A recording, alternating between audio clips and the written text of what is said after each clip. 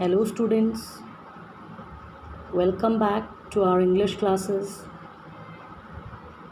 And today we are going to have an explanation of poem An Elementary School Classroom in Islam. As in our previous session, we have already covered a brief introduction of the poem and poet's introduction. So today we'll begin with the poem. Page number 92. Far, far from gusty waves, these children's faces, like rootless weeds, the hair torn around their pallor. So before moving to this poem, I would just like to tell you is that this poem is written in free verse, as if we could find like it is written in just continuity.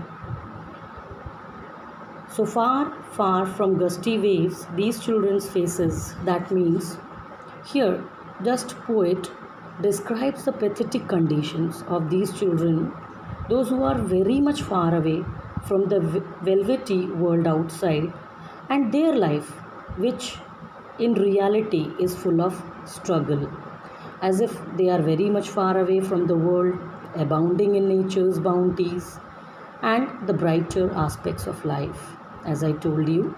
So even if we find out like their life is full of extreme poverty and harsh realities, as if described by the poet itself, unlike other school children who are usually energetic and lively, but they are very much different from these children, and they appear to be withered and lifeless. So that is a kind of description here Stephen Spender wants to just portray.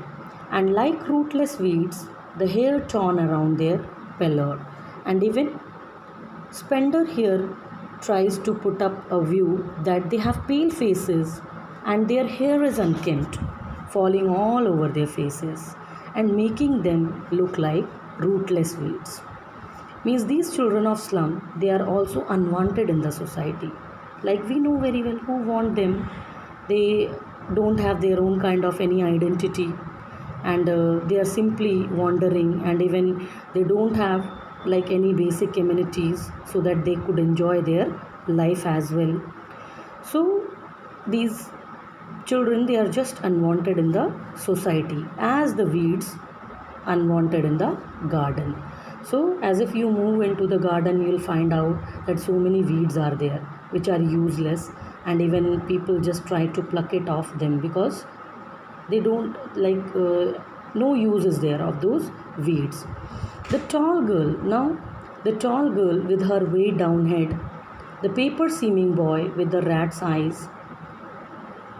Now here poet Stephen Spender, he's just trying to give one by one, like he's just sharing an experience as he went through that slum classroom.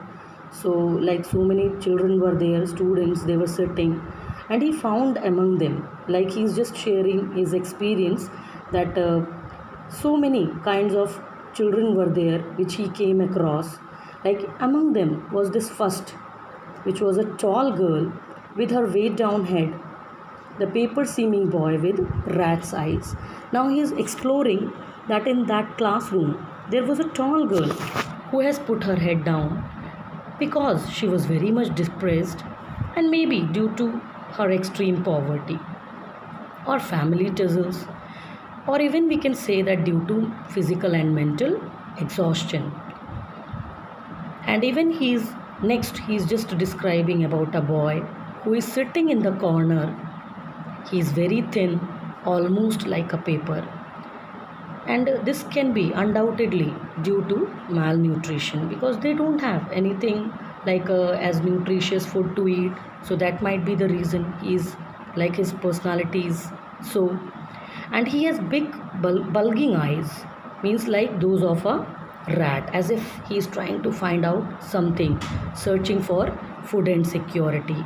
As if we know very well, like if you see a rat always like buggling his eyes, and it is only due to just he is searching for something to eat. So in the same manner this boy was also there.